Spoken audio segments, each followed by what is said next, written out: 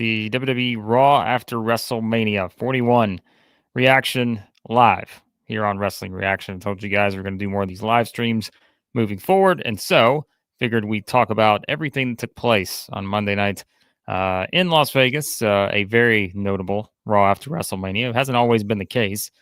It seems like over the past little bit, that sort of trend was established many years ago. That this was one of the most, exciting shows of the year in terms of Raw or SmackDown, and that sort of fell off a little bit. But last night, I thought was the opposite. I thought it was a fantastic show. I know there's some people making a lot about only 3 matches on the card, but it advanced a lot of things that it needed to advance, and we're going to talk about it here this morning. So I'll let you guys jump on in. I'm going to give you my thoughts on everything that took place on the Raw after WrestleMania. And be sure as you're jumping in, hit that subscribe button, hit the like button as well, turn on your notifications. So when we do go live to talk about these shows. Again, usually we do the PLEs, post-show reaction. Check out WrestleMania 41 Night 1, Night 2. Those reaction shows up on the channel. But sometimes we jump in and do a little Raw and SmackDown. And so we're going to do that here with this. But let's get into it. Let's start with what I thought was the most sort of notable thing from this show. And that was not the John Cena, Randy Orton thing necessarily. We'll get to that. But of course, it was Paul Heyman adding someone else to the mix in his now dangerous alliance. And, old school wrestling fans, the reason we're using that phrase is because that is a callback to Paulie Dangerously's Dangerous Alliance back in WCW and so forth.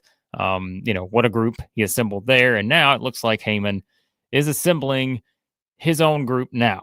And started with Seth Rollins. We know with a big turn at WrestleMania.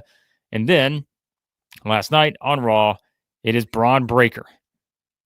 He's there. And we said it. I mean, once he dropped the Intercontinental Championship, I was like, clearly they're moving on to something different with him, and they have to start to put him in and we were talking about World Heavyweight Championship picture and all that, but it was time to move Bron Breakker from the Intercontinental level to now moving him up, right, with the upper tier, the upper echelon in WWE.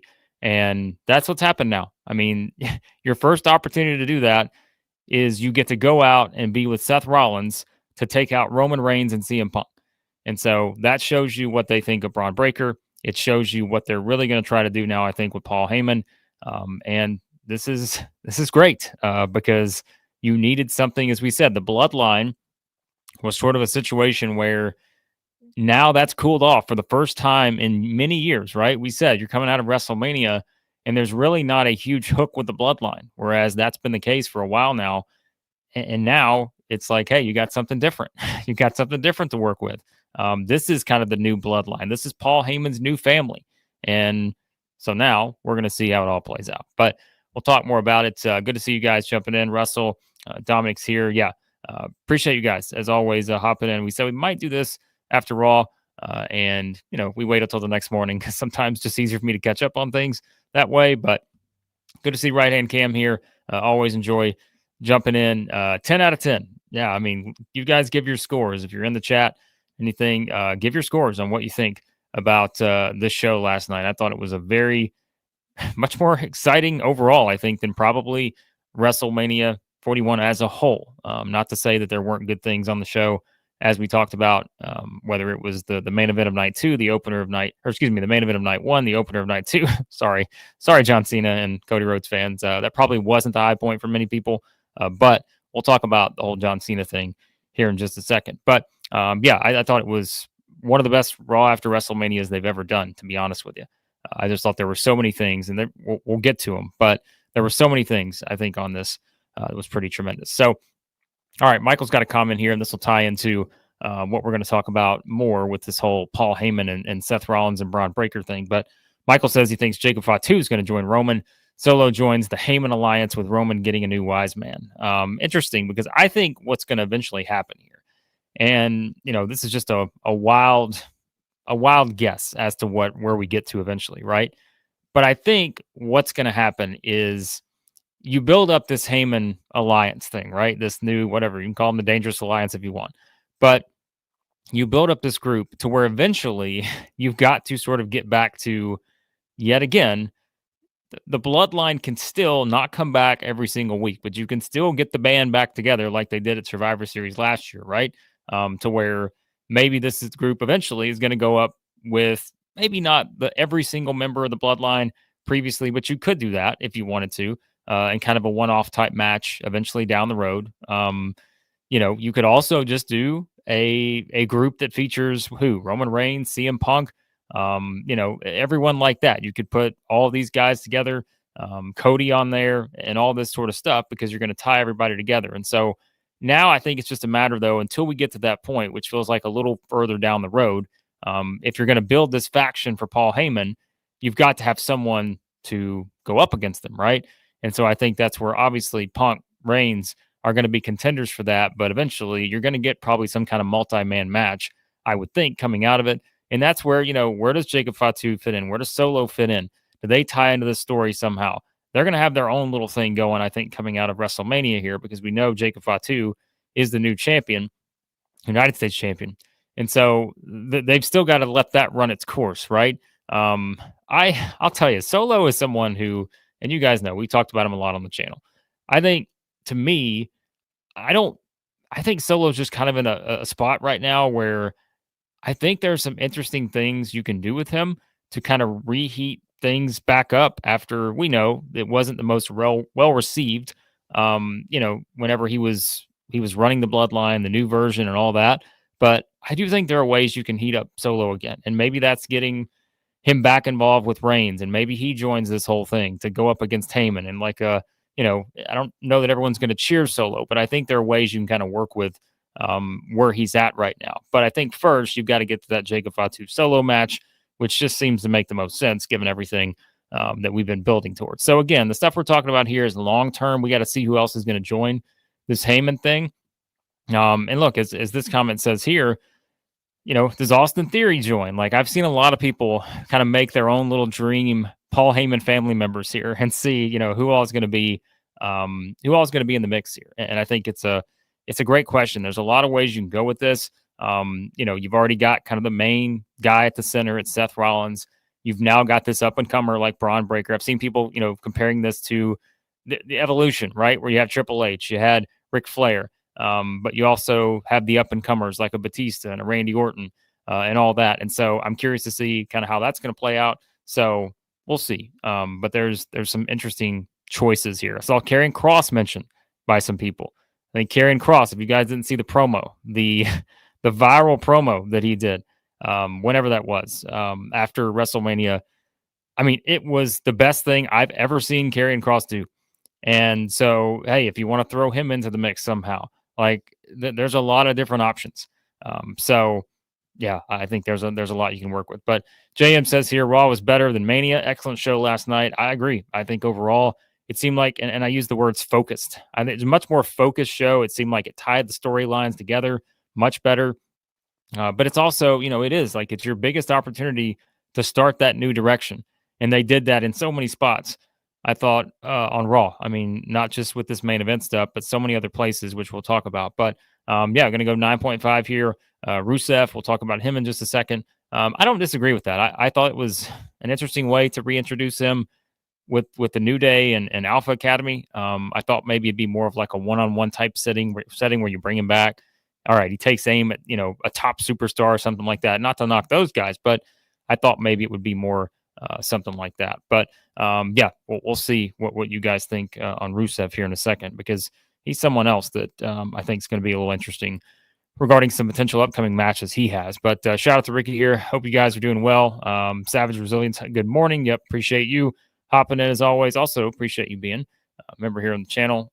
Russell's going to go best Raw all year. I probably can't disagree with that. I thought that was, and of course I don't remember every Raw we've had, but we had some good matches early on in the Netflix era, but I think this was the best one overall. So I think that was it. So Corey, I think this was Triple H's way of apologizing for WrestleMania. Raw was on point. Yeah, well, I mean, as we know, and we talked about it, whether it was the reaction shows we did, you guys know I did the video yesterday on The Rock situation, which, by the way, if you haven't seen it yet, The Rock is going to be on Pat McAfee's show today. He's going to be there in a couple hours. And so what is he going to have to say? I'll tell you what he's not going to say, and we'll mention that in a second when we talk about the Cena and Randy Orton thing. But is Pat McAfee going to be there? Because he got choked out by Gunther. I doubt it. Pat McAfee may be selling the injury, but we'll see. So The Rock's going to be on the show. I have no idea what he's going to say, but that is notable. So Slidaway is going to go Ethan Page is a great fit. Yeah, I mean, that's where I think you're going to get some of these guys that they view as up-and-comers. I don't know that necessarily you're just going to align, everyone that's at the top, right? I think you're going to get some of these guys that they see as for one of the next, top members. But again, too, like how quickly will they move with this? Because, I mean, you have a ready-made tag team match, right? You can go Rollins and Breaker versus Punk and Reigns right now if you wanted to. Now, I don't know if they're going to do that at Backlash or not. They could, but I do think it's something where I don't know that they're just going to start adding new members, next week, right? I think it may be something that's like a gradual build because why? That gives you a lot more longevity in terms of how long this thing can go. And this can run you all the way through next year's WrestleMania. And we know they don't mind doing that. They don't mind saying, all right, it's WrestleMania 41. We are already putting in place what's going to happen a year from now. And so that's it. So it's going to be interesting. Yeah, I think one of my top choices too, I would probably put Karrion Kross pretty high up there because, like I said, I think if you watch that promo, if they let him do more of that kind of stuff, and then you align him with these guys, like I think he's a great fit. Like, because he is, and remember, like what he's been doing. He's been trying to tell all these people, hey, this is what you need to do. Like the convincing of AJ Styles and all this other stuff. Like that's kind of where Rollins was at one point. Remember when Drew McIntyre was trying to convince Rollins to sort of embrace this different side of him and all this other stuff. Like Rollins eventually did it. And so kind of being, having Karrion Kross be there, I think would be great. I saw Jay Money says here too, I saw Carmelo mentioned as one of the ones potentially in the mix. So that could be, maybe someone too that's a possibility. So yeah, we'll see. But right hand Cam's going to go 9.5 out of 10. I like that. Yeah, the alliance between Seth and Bron. And yeah, that was a 10 out of 10. I think so too. And that's like we mentioned. I mean, they had teased the stuff before. Had Paul Heyman with Breaker on NXT, and it just you never knew if they were going to actually put it together, right? But I mean, those are things. And look, talk about the Karrion Kross thing. We mentioned these tiny little details sometimes with Triple H and such, and it's like you think about all the things we see like in the background. Well, there has been one of those before, and I saw someone put it out on Twitter last night or whatever. Like there has been one of those sequences where Heyman was talking to Karrion Kross. So he's someone that I would keep my eye on to see if that's going to be a possibility. So yeah, I think that's definitely something to look at. But all right, we'll talk more about some other stuff here. Again, guys, I appreciate you jumping in with the comments. I'm going to try to get to as many as I can. But yeah, we will try to get to as many as we get on here. So by the way, too, I saw the story on this from Curtis asked the question, is the title really gone? We'll talk about that in a second because I think there's a tweet I want to pull up on that too. So yeah, I think that's going to be interesting. But yeah, Ricky also enjoyed the Raw over WrestleMania. Probably not the only one. Yeah, the crowd too. Great point here. I thought the crowd was really good last night. And that's where, right, the difference in the stadium versus the arena. It's great to make all your money at the stadium. WWE is never going to give that money back. But the atmosphere is just so much better when you get it into much more enclosed space there, like you have in the arena. And so that made for a lot of good stuff. So yeah, we'll see. But all right, so Ben's going to jump in here and say, yeah, insane Raw, Rollins, Breaker versus Reigns and Punk. Yeah, Reigns may no longer be a part-timer. That's where I'm interested to see. When do they do that match? Because clearly you've got to do it now. You absolutely set that up. So, and that's where you can probably, look, if I'm already looking ahead to that match, right? To me, it's, okay, Seth and Bron are probably going to win that match. And it's who costs the other when it comes to Punk and Reigns, right? Because then when that happens, you're probably getting a setup where one of those two guys accidentally screws the other one over there. And then that's your one-on-one match between Punk and Reigns. And I think that's what, like, part of this group to me is going to be not just, what they're trying to achieve, but it's going to cause this sort of fracture in other people, right? And that's why you tie in the Karrion Kross thing. I think it just makes so much sense. Everyone now wants to take down Heyman to the point that, all right, everybody's doing everything they can. And when someone screws up, to not allow that to happen, that's where Punk and Reigns, I think, is probably getting to a one-on-one match. Maybe SummerSlam. Maybe that's what you do, or maybe you look ahead a year from now to WrestleMania 42. But I think Punk and Rollins as a SummerSlam main event would absolutely be an interesting move, and absolutely a possibility. So, yeah, I think that could be something. But McIntyre's someone too you got to think about. I don't, because they had been sort of teasing the Drew and Seth stuff, and that's where it seemed like Seth was pretty reluctant time and time again. But I don't know that Drew is kind of someone that needs to be in the group necessarily. He can have like a loose affiliation or whatever, but he's just doing so well on his own. And that's where, but it is a good question. What does he do next? If Cody's taking time off or something, right? I mean, that would be a natural kind of pairing to have those two together for a bit. But if not, where does Drew go from here? I think that's a really good question. So we'll see what happens on that. But all right, I'm going to try to catch up on some other stuff. So here's what I'm going to do. I'm going to quickly run through the other stuff on the card that we had last night, give you some quick thoughts on it, and you guys weigh in as we go along. And I'll try to get back to some of your comments here from earlier. Going to get a 9 out of 10 too on the Raw here scores. So, okay, here we go. Let's talk about some other stuff that took place. And yeah, let's just jump right in here on this with Right Hand Cam's comment. Let's start at the beginning where you did have, what we kind of expected, right? John Cena comes out. He's going to ruin wrestling. Well, he's going to ruin wrestling by taking the title. He's the last real world champion, all that stuff. But we were saying, all right, how long is it going to take him to set this up between, Cena and Orton, which we knew was coming. And I just thought about it. I'm like, they don't have that long to get to that match. So it makes sense that they did it right off the bat, have Orton come out, RKO him. And so now it's official. It's official, but it's not official. We're going to get John Cena versus Randy Orton at Backlash in St. Louis. We said that, this past weekend. We're just like, that makes all the sense in the world. You got to do it. St. Louis, there's no better place to pull this off. The atmosphere is going to be incredible. So Cena versus Orton is on, and yeah, you can book it. It's going to happen. That's your main event. And yeah, now we just see, how they go from here with that, because you're probably thinking Cena can't lose the title there. So what do they do with Cena and Orton? Is Travis Scott back again? Is he just going to ruin every match? I don't know. Is he just going to interfere in everything? I don't know. Maybe The Rock's going to let us know today on the Pat McAfee show. Maybe he will. But you've got to think there's another twist coming somewhere in all of this. And so, yeah, who comes in to screw Orton? Is that going to happen, right? Because I don't know if Cena's just beating Orton straight up clean. Maybe he does, but that's something to think about. But yeah, I thought that sort of set the tone. We knew we were getting to that spot, but yeah, I mean, overall, I just think you had to do the match. We knew you're going to do Cena and Orton again. You got to do the match, and there's no better time to do it than in St. Louis. And yeah, Ken, I mean, it's the whole St. Louis tie-in with Orton. That to me is why you do it there, and you're not going to get another opportunity to do it with this kind of atmosphere. The atmosphere is going to be incredible.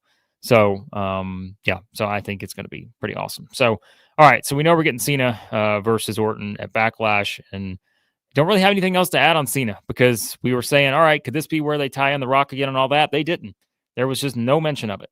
So I really, no matter what The Rock says on the Pat McAfee show today, I just do not see The Rock involved in this right now. And we'll see if that changes. But you guys know my thoughts on that. If you don't, you can watch the video I did yesterday on the lack of the final boss at WrestleMania. But $5 super chat here. Yeah, crowds sound different in big stadiums.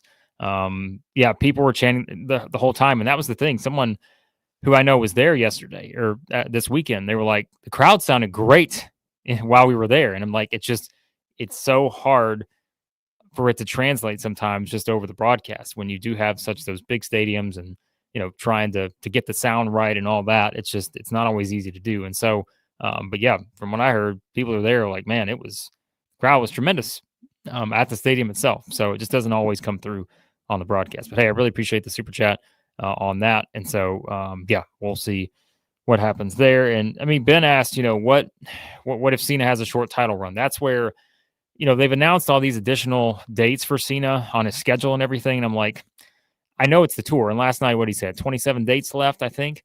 It seems like the bulk of those dates, probably over half of them maybe, are probably going to come over the next couple months. And then it's like, how do you spread them out to get to December, whatever that final date is, right? That's where I think it's going to be interesting. So I feel like he's going to hold the title here for a little bit. And yeah, maybe JM says here, maybe it's SummerSlam, and maybe that's where Cody wins it back. Maybe that's where someone else beats him. Maybe Punk. Could you do Punk versus Cena? Do you run back Punk versus Cena at Money in the Bank? Is that a possibility? I mean, these are all things you could do, I suppose. But yeah, Ricky's going to say SummerSlam. I think SummerSlam's probably the run for Cena, because then what happens, right? We said it. Cena has to lose the title then to get to the final chapter of the story, which is Cena going to turn back to the good side, right? Is he going to, after getting all this frustration out with the fans and everything, he's got to come back to the good side. And the problem with that could be is that he's got to do it and The Rock has to be involved. So when are you going to get that put into place? I don't know if we're getting John Cena versus Travis Scott. I don't know if that's going to be a match that we get, but like, these are all things that, we have to get to eventually. And so, I think, Cody's obviously your top option to win the championship, but back from Cena. But otherwise, you've got to get to a couple more matches. You got to get Orton, you got to get Punk probably. And from there, I mean, Cody's just the most logical option. So there you go. All right, there's some thoughts on that. Let's get to some other stuff that took place on the card. Yeah, we'll get to this one. I know some people were asking about it earlier. So the Becky heel turn. So the first match of only 3 we had on the night was Becky Lynch and Lyra Valkyria losing the tag team championships back to Liv Morgan and Raquel Rodriguez. A very short reign for the tag team champions, who, as we know, won it on Sunday night, lose it on Monday night, and now Becky turns on Lyra. And that is your story. And, that's always, I mean, listen, remember we said it, I guess it was night 2. I was like, well, you know what happens with WWE when they put people together, eventually they got to turn on each other. Now, Ice was like, hey, they're going to turn on each other at some point, and they're probably going to have a feud for the Intercontinental Championship, but I didn't know it was going to happen that fast. I can't say I expected that. But then again, if you really think about it, we knew too that the winners were going to go to NXT tonight, right? Because they're facing Tatum Paxley and Gigi Dolan. That was what happened to Stand and Deliver. You had the number 1 contenders to get a shot at the Women's Tag Team Championships. So, you're going to have Liv and Raquel in that spot. And so, yeah, I mean, it's kind of one where, too, you got to remember, this is all going to tie Bayley into it at some point, too, right? And that's where, like, eventually we're thinking now, you're going to get that big Bayley versus Becky match. Maybe it is revealed that Becky was the one who attacked her, or even though I still think, Roxanne Perez is not a bad idea. We'll talk about her in a second. But I think, yeah, like having her kind of be in the spot now where she comes back, wins the tag team championship, and maybe, it is kind of one where you can kind of justify it to be like, all right, she got Bayley out of the way because she wanted to get closer to Lyra. They win the titles, but she was going to keep that rolling as long as she could. But then what happened, right? Lyra gets beat the first time they defend the titles. And then it's like, all right, well, I'm not waiting. I'm just going to kick her ass. Like, that's what it comes down to. So, yeah, you've got the whole mentor situation. They're really going to play that up. So we knew they were going to do the match eventually. I just didn't think it'd be that quick. But, yeah, I think, and look, I mean, Ben says here, Becky being the heel just makes sense. Crowd would have gotten tired over in a month. Keep it fresh. Give her some heat. Yeah, I don't mind it. I don't mind it at all. I mean, she's proven she can play both sides of this thing. So, and yeah, I mean, right now, if you're probably looking at it, right, I mean, probably do need some heels, because it's not a bad thing. Because, Rhea's obviously a top star in terms of the face role. IYO is a huge star. We'll talk about her again in a second, both of them. So, and by the way, I know some people are asking this too. You throw Becky in there with Seth and Bron, you put her in the Dangerous Alliance with Paul Heyman. How could that look, right?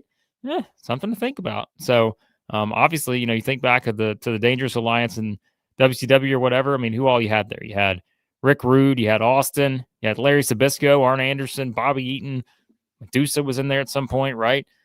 So yeah, I think maybe that's gonna happen. So, the legend is here. If you guys have just joined in for the first time, the legend of the live streams and the channel period, Irish Sam, is here. Falling in and out of love with WWE in 48 hours. I think that's what happened, right?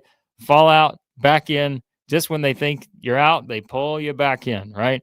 That's what happened. So, yeah. Irish Sam, what is this new era called? I'll tell you what it's called. It's called the Yeet era. Isn't that what we learned last night on Raw? So, speaking of which, I got a video coming tomorrow on Jey Uso that I think you guys are going to enjoy. But I will just leave that as the teaser. I have a video on Jey Uso coming tomorrow. I don't think I'll get to it today, but tomorrow probably. I got a video coming on Jey that I think is going to be pretty interesting to talk about. So, all right. Yes, Sam. So yeah, the Becky heel turn, could she possibly join the Dangerous Alliance? It's possible. You could see that connection together. Although the last time Becky and Seth were on screen together, what was that? 2019, 2020, was not the best piece of work for WWE at the time, but it's a little bit of a different era now, as we know. So we'll see what that looks like there. But all right, what else took place on Raw? I'm going to pull up my notes here because I have everything in front of me. The Rusev return. Let's get back to that for a second because we talked about it. People were like, Rusev coming back, maybe not the way we expected it to be. You know, I thought we mentioned maybe he would be the opponent for Randy Orton at WrestleMania. It wasn't. It was Joe Henry. And they bring him out kind of in this tag team setting here where you had Alpha Academy challenging the New Day. They're getting ready to have a match, and then Rusev comes back. So, I mean, yeah, I probably would have thought that he would have come back, like I said, to take aim at one person in particular. But, you know, I guess if you're going to do the Hoss match early, you do Rusev versus Otis and get it out of the way. So that may be something that you could sort of do here.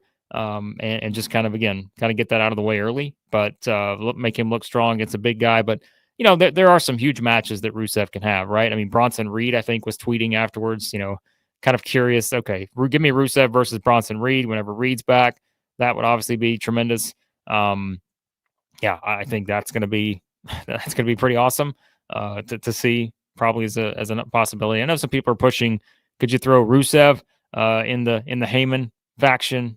Maybe he could, but I think, I think Rusev probably wasn't the most exciting way to bring him back for some people, but still, I feel like overall, you know, I mean, it's fine. Like, there was so much that happened on the show. Like, you're really just bringing it back to get the big pop, and now from here is what really matters. So, you know, will he be into that main event picture? We have, you know, those kind of things possibly, maybe at some point, but good to see him back because I always thought he's really good. Like, I mean, this guy is very unique, but you just kind of need to attach a good story to it and not just have him go back to what he was, you know, many years ago, right?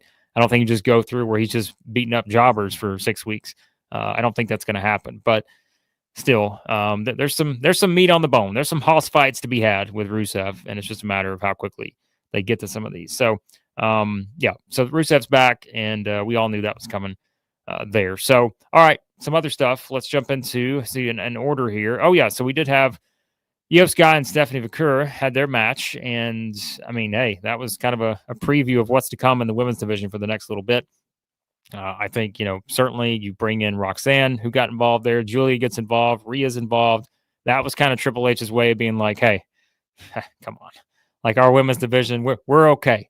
We're okay for the next little bit because you saw those five there kind of interacting and a lot of different matches to be had, certainly with them. So, yeah, I thought that was nice to kind of get that little showcase, which we know, too. They love to do that. You got to get a little NXT, you know, representation on the Raw after WrestleMania. And to me, no better option than to put her on there, given this the state of the women's division. We've said it many times, right? How many women in NXT, if you watch that show, are kind of ready for the next step. And, you know, to sort of see Roxanne in that spot, we knew she was going to be there soon enough. You know, Julia gets a little shine on this show. And of course, Stephanie Vaquer, I mean, she's tremendous. I don't know how else to say it. Like, she is really, really good.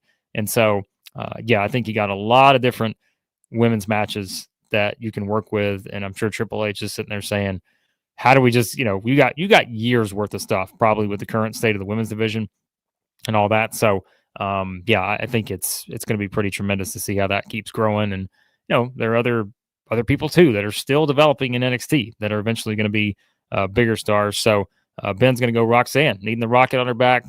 Best female wrestler, in your opinion? Yeah, I mean, Roxanne's, I would think, you know, about to jump into some pretty big stuff here. Like we said, you know, you've got the stuff that they can do with her with Bayley.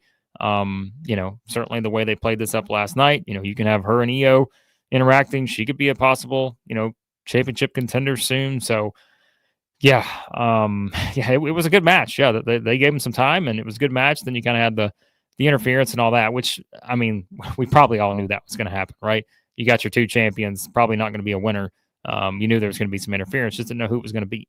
So, I think that's certainly something to do with that. So, All right. So yeah, women's division in a great spot right now, I think, and that was kind of a nice showcase, I thought there. So I did mention the Jey stuff with Jey kind of reuniting with Jimmy Uso and Sami Zayn, a little celebration to kind of ring in the Yeet era now in WWE. But I'm going to save some of the Jey stuff for the video I'm going to do.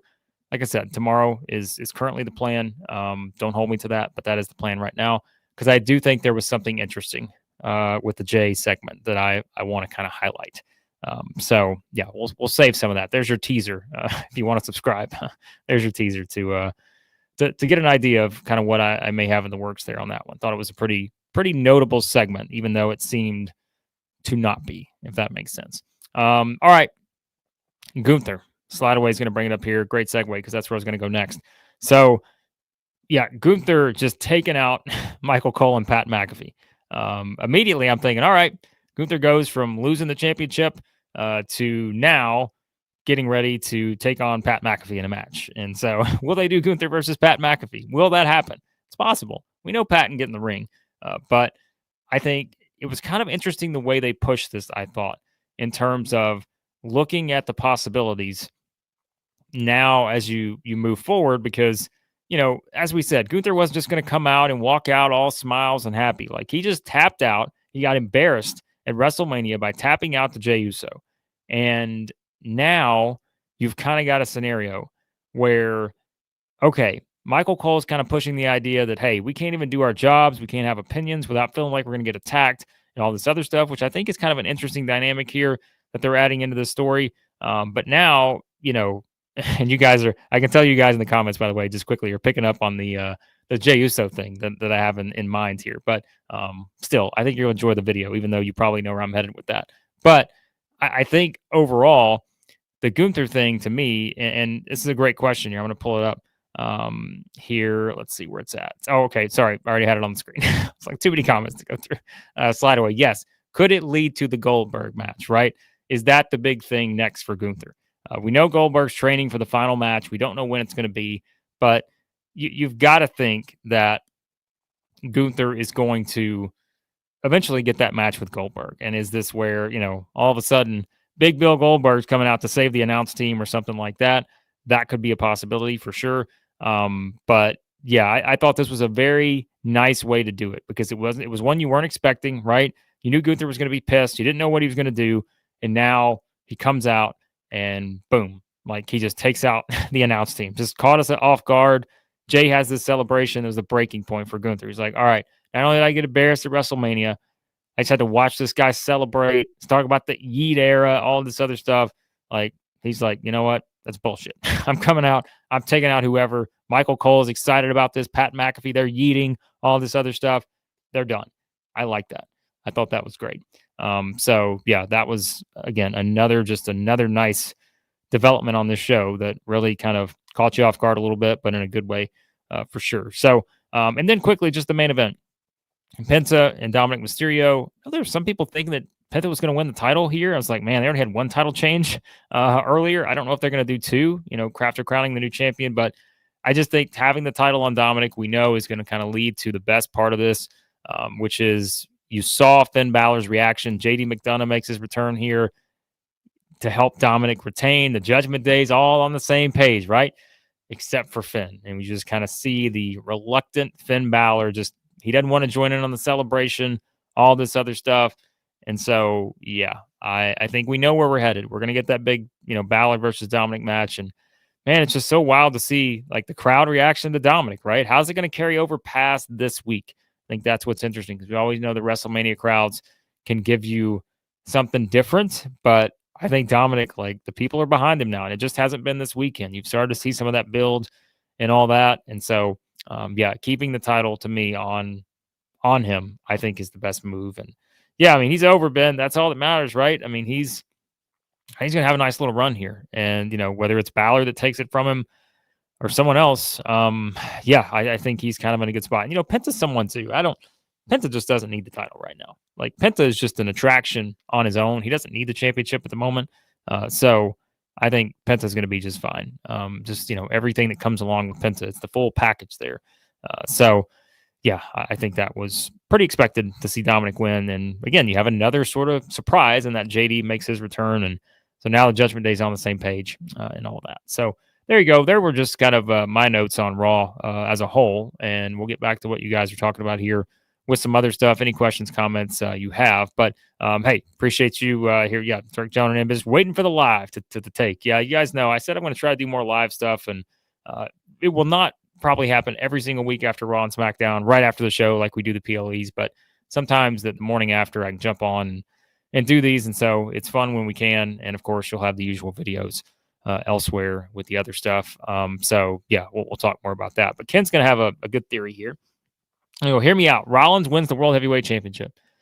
Bron gets the Intercontinental Championship back, and then they win the tag titles. The two-man power trip. How about that? Triple H knows all about the power trip. So yeah, he may be trying to do something a little bit different there. But yeah, I think that's definitely something I think is a possibility because the way they're building this group, like we said, I think there's a lot of ways you can go about this. And I don't think you have to rush to put the new members in, right? And that was really, we mentioned slow burn, and I just think that's WWE in 2025. Like everything kind of is a slow burn to where, except for the Becky turn. Wasn't necessarily a slow burn. That was a quick burn. But everything feels like it's just, hey, we're in no hurry here. Like, let's just keep adding this, adding that. You wanted to do the breaker thing last night because it's Raw after WrestleMania, right? If this was just a random Raw 2 months from now, you're probably not like, hey, we don't have to do this now. But Raw after WrestleMania, you want to start your next course.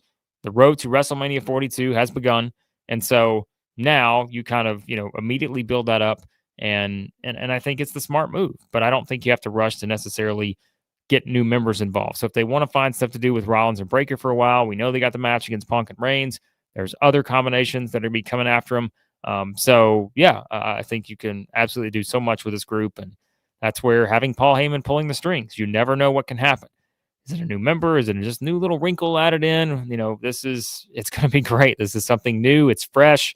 And that's why, at times there were some times in that Bloodline story, right? Where we just like, hey, that's a dip. Like this thing's just dipping a little bit. We need to get it back up in the right direction.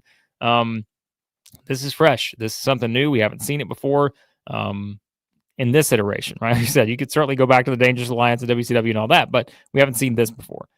So I think, yeah, it's going to be a while before we start probably adding new members and all that. So maybe not, though. Maybe they're just like, hey, we're just going to put this entire group together in the first month, and now we're just going to take over everything. But they got plenty of time to do that. So, all right, let's get to some other stuff. Ben asked, how would I rate this Raw? Yeah, I mean, honestly, I'd go probably at least a 9 out of 10. I thought this was about as good of a TV show / streaming show that they put together in a while, which is good because now for all the criticism that there was coming out of WrestleMania 41, I think now all of a sudden, as Irish Sam said, you take me out, you pull me right back in. And so that's the story of being a wrestling fan sometimes. So yeah, I thought it was great. I thought it's one of the best Raws they've done in the Triple H era, probably.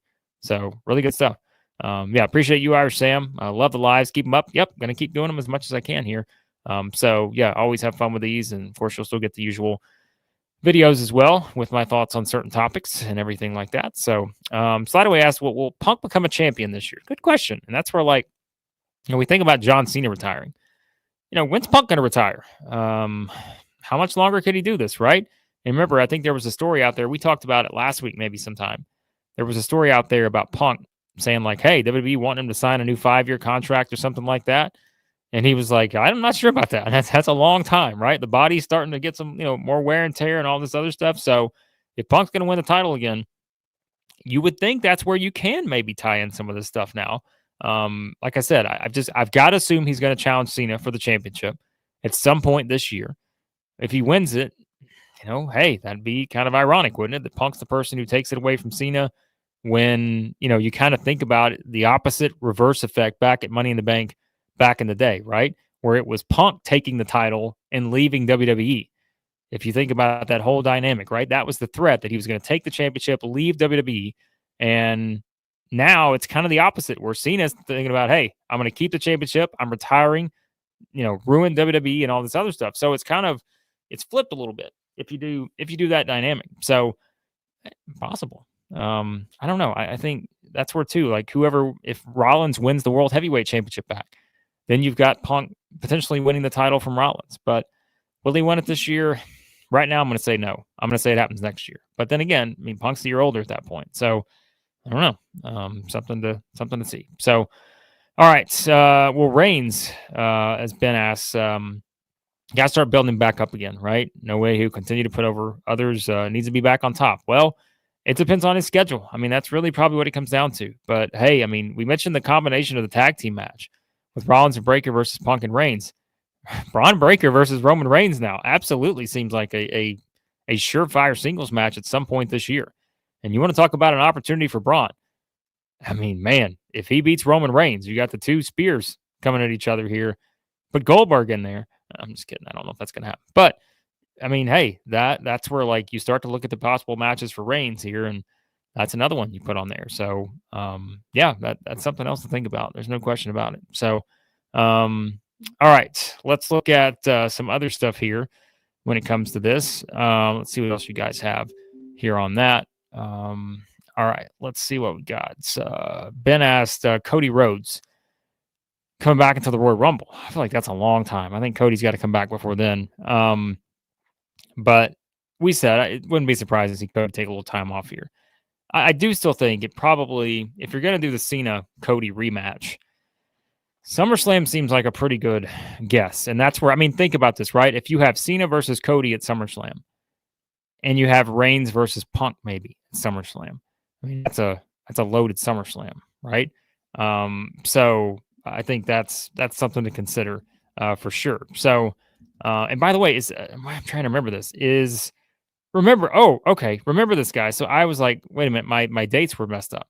SummerSlam's a 2-night thing this year. Remember? Don't forget that. So I did just forget that. I'm like, wait a second, is it 2025 or 2026? It's this year. So I think that's right, isn't it? 2 nights this year. Is that right? Am I wrong about that? So yeah. So think about that too. If you're talking about 2 main events to headline that show, that's probably easy enough if you want to do those 2. So man, I'm just gonna be honest with you. I don't know about the 2-night SummerSlam. I'm like, I don't know about that. 2-night WrestleMania, you could have put a lot of that on the same card to me, but I'd have made it probably a 6-hour show. But that's where, like, if you do those 2 matches, I think that's pretty much selling itself for the 2 nights at SummerSlam. So, yeah, I think that's maybe a possibility. But, all right, let's see what we got here. Yeah, okay, so Ricky said he might be going to SummerSlam in New York. Yeah, it's at MetLife, right? I think that's SummerSlam this year. Yeah, so I keep thinking about Minneapolis. Minneapolis is that next year, I think? So, yeah, but we'll see. So, good point here from Christian here. Commentary team was really leaning into the Gunther segment. Yeah, where do you think you're going? Where do you think you're going with this? Yeah, I'm very intrigued too by that. By the way, I thought it was kind of a nice touch because if you really think about it, how often over the years have we seen the commentators join in on like the celebration for the big baby face, right? The big triumph for Jey Uso. But remember too, they've been tying that in for a long time because, you know, Jey comes out, does his entrance, and you got Cole and McAfee's over there yeeting on top of the announce table and all this other stuff. So it is fitting. Like, I thought that's where these are the things that, like, also makes WrestleMania that much more baffling in a certain way because, like, the attention to detail, the little tiny things, we've always brought that up with Triple H, and it just felt like WrestleMania, there were just some things that just did not feel normal about kind of the era that we've seen from Triple H. And that's where, like I said, that could, and a lot of that is focused on the Rock, Cena, Cody dynamic. So, and like we said, we don't know how much of that is the Rock and how much of that is Triple H and all that stuff. So, but I think this is like the little tiny attention to detail where, yes, like Cole and McAfee have not ever been afraid to kind of express their opinions on their love for Jey Uso. And so, you know, it is something where it's kind of nice, but I do think like the Goldberg tie-in, eventually you've got to have Cole and McAfee back in that spot again, right? Where now, okay, every time they come out there, they're a little bit nervous. And so then when Gunther comes back over there at some point down the road, right? And maybe he does eventually get Michael Cole in there, right? And that's where it's like, oh no, like Michael Cole going to be in trouble. What's going to happen? And that's where Goldberg maybe, to set that up. Maybe that's where they eventually get to, because now you've it's happened once, right? The McAfee thing, the Cole thing, and Cole's even bringing it up. Like, how can we be sitting out here doing our job without being able to express our opinions, all this other stuff? And so, somebody's got to come out to save him the next time this happens. And maybe it's Goldberg. So, yes. And by the way, this comment we did say earlier, yeah. So The Rock will be on Pat McAfee. That's about, I think, an hour and a half from now. I think that's 12:15 p.m. Eastern time, I believe is the time that he'll be on there. So I have no idea what The Rock's going to say. They did not add The Rock into the story whatsoever last night with John Cena. So anything he says, I don't know how it ties into the story of John Cena right now, but maybe they give us something. So yeah, could be happening. So I don't know what to expect, because if you ask me what I would expect, I would expect him to be at WrestleMania, right? So we'll see what he says, and I'm sure there'll be some things in there about the story and how it's the long game and all this other stuff. And again, like I said, he may be right, and that may be fine. That maybe they've got a huge plan out there to get it, but the fact that he's on Pat McAfee 2 days after all this backlash, I think is interesting. I'll say that. I think it's kind of interesting that he's going to make this public appearance after all this criticism. That is, I mean, it's like you can't ignore the criticism. Like, it's been out there, everyone's seen it, and so I'm sure he has as well. And so it'll be interesting to see what approach he takes. And speaking of being on Pat McAfee, John Cena and Paul Heyman also had some interesting times on Pat McAfee as well. So anything could happen when The Rock shows up on that show today. So, all right. Hey, there you go. I like this idea. Old school. Hey, old school me. You guys know, love my old school wrestling. A little Saturday night's main event. Get a little Jesse the Body Ventura on there. Maybe Gunther goes after the body. And maybe that's what leads to everything there. So I think Irish Sam's onto something too here, though. The Rock's going to address the Gunther thing, because I don't know if McAfee's going to be on there, but the way they were kind of pushing it was the idea that McAfee won't be there. The staff members, his friends, everybody else on the show were there last night. They're trying to get to Gunther, and the officials were holding them back. So, yeah, I think that, that may be something too, where we're bringing in The Rock, the TKO board member, to address this whole Gunther situation. So The Rock goes from being in the biggest heel, one of the biggest heel turns in WWE history, to maybe somehow being involved in this Gunther thing. I don't know, but we'll see. We'll see what happens. But yeah, Paul Heyman, unhinged. He had himself a day on the Pat McAfee show. That's when you knew you were getting the new Paul Heyman, or the old Paul Heyman, whichever way you want to look at it. So, all right, we'll go out of here on this with a couple comments on SmackDown on Friday, because we haven't really talked about the possibilities there, but this is too, where like it's the Raw after WrestleMania, but also this is where you set the tone for SmackDown. And so, yes, like can you get a appearance from the Wyatt Six? Alexa Bliss going to be on there, which you guys remember after the Rumble, I was like, hey, this seems like an easy call. Liv Morgan versus Alexa Bliss, WrestleMania 41. Didn't happen. We got far away from that.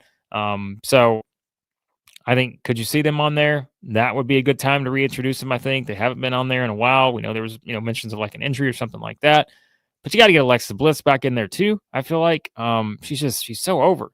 And so I would say that's a possibility. We all know the big mystery reveal is going down on SmackDown on Friday. I assume that's Aleister Black. I'd be shocked if it's not. I feel like that's another one that seems pretty likely. What other NXT type call-ups could you get there? Fraxium, a little Nathan Frazier and Axiom. They lost the titles to Hank and Tank, Stand and Deliver. Did they show up on the main roster to add to the tag team craziness on NXT, right? Or excuse me, on SmackDown right now? You got all these teams. I'm looking at the NXT, or looking at the SmackDown tag team division. I'm thinking, you got to get some people from SmackDown to Raw, because Raw's tag team division really isn't there. You need a little more tag team oomph on Raw. Yes, you've got the Creed brothers, you got New Day, the War Raiders still out there. Alpha Academy was thrown in and such, but I mean, if you take one of those teams from SmackDown to Raw, wouldn't be the worst thing. But we'll see how they do it. But I wouldn't be surprised to see that in terms of adding a new tag team to the mix with Fraxium, who had that long reign in NXT, and I don't really know that there's anything else for them to do there right now, to be honest with you. But all right, so that could be some of the things that happen on SmackDown, and we know too that you're probably going to have what's next for Tiffany Stratton, Drew McIntyre, as we said. These are all kind of big storylines on SmackDown. Bianca, what's she going to do? How's it going to tie into Jade and Naomi? Those are things that we're probably waiting for there. All right. Total sports talk here. Not happy about the main event night 2. Played out just trash. No problem with Cena winning. But yeah, this is my thought too. And I feel like, as I was questioning this, which you guys know, I usually take a pretty optimistic stance on stuff. Just because I try to look ahead and I try to figure out, all right, why be pessimistic? I'll try to be optimistic. And you guys know I've always done that on the channel. But I couldn't do that with the Rock thing, because the way the finish was, as we said, it wasn't just the fact that the Rock wasn't there. It was the context in which you add to that, which was it ended Cody's reign, which was everything you had built towards for so long.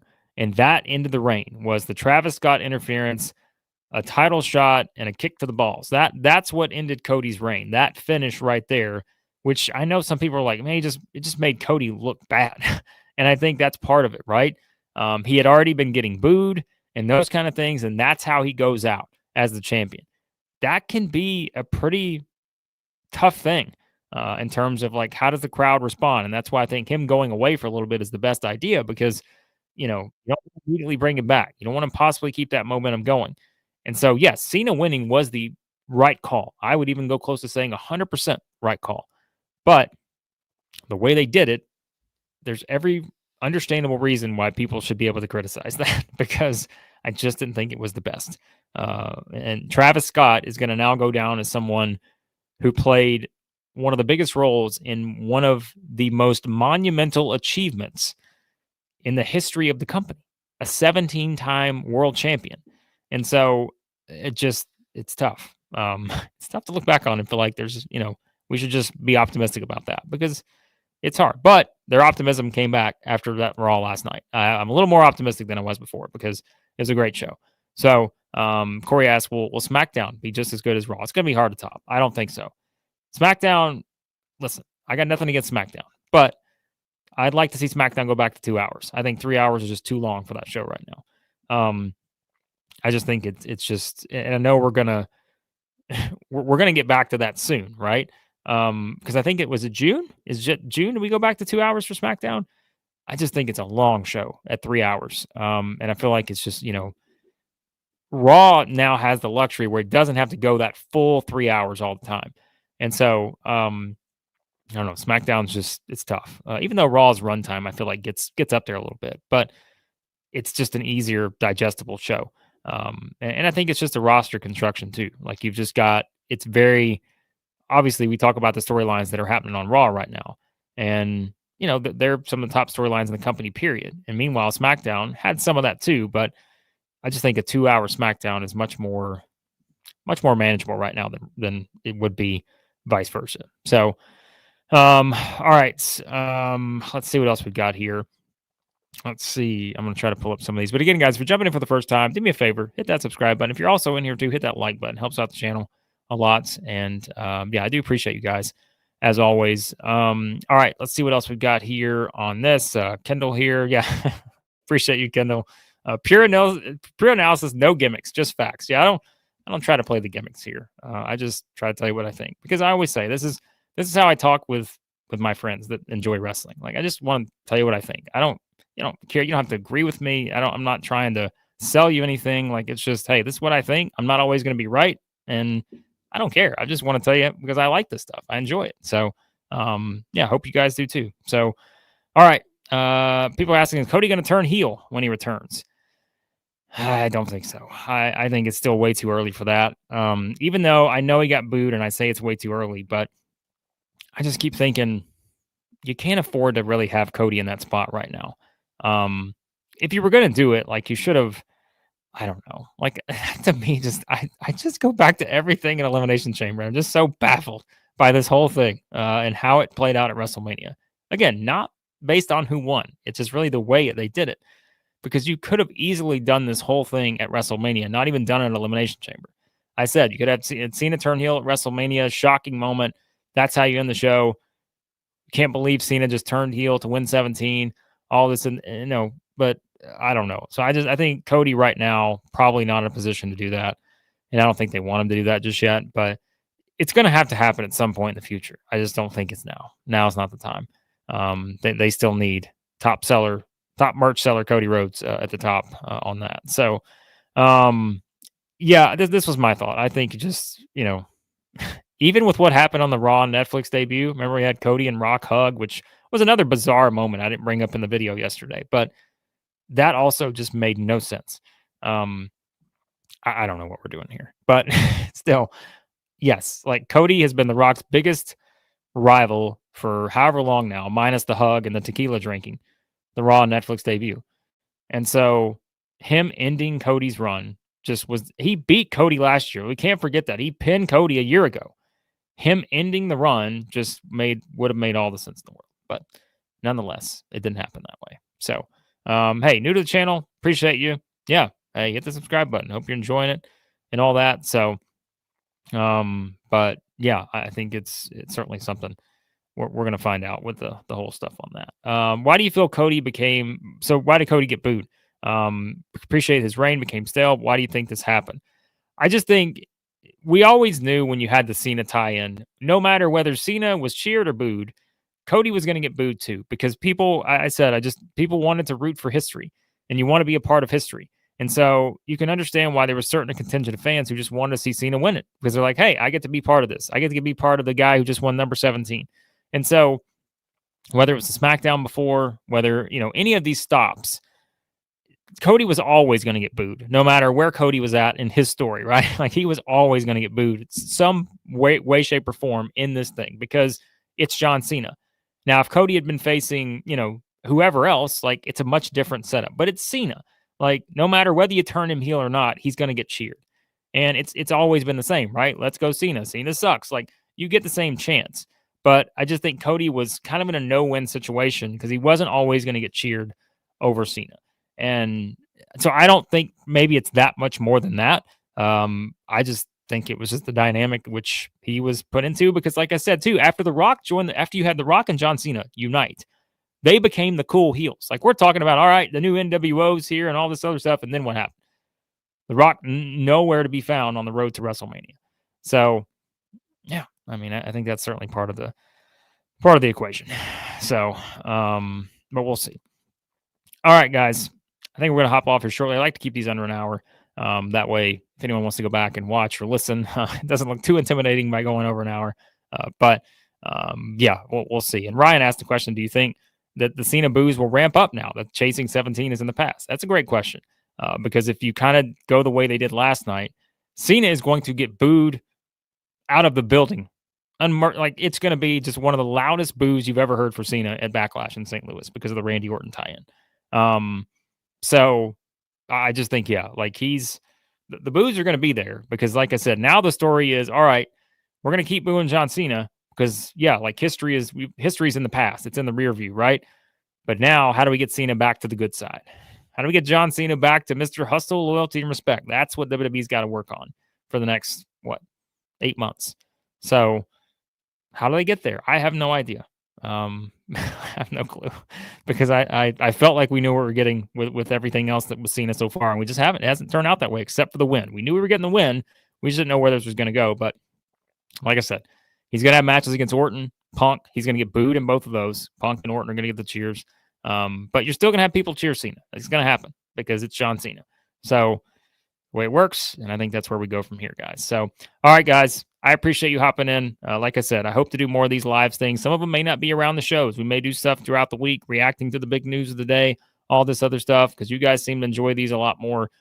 So we'll still have the normal videos. As I said, got a Jey Uso video coming up tomorrow. You guys have an idea what it's going to look like, but it'll be a fun discussion, I promise. So we'll see what The Rock says on Pat McAfee today. If he says anything interesting, we may do a video on that. We'll see. But we'll get back to all that at some point soon. But again, guys, do me a favor, hit the like button on your way out. If you want more live streams, give me a hell yeah in the comments. We always have fun doing that, Stone Cold Steve Austin style. But yeah, we will we'll have fun with that. We'll maybe do some videos too on who all is going to join this Paul Heyman Dangerous Alliance. We'll do that as well. But again, I appreciate you guys jumping in as always. And we will talk soon here at Wrestling Reaction.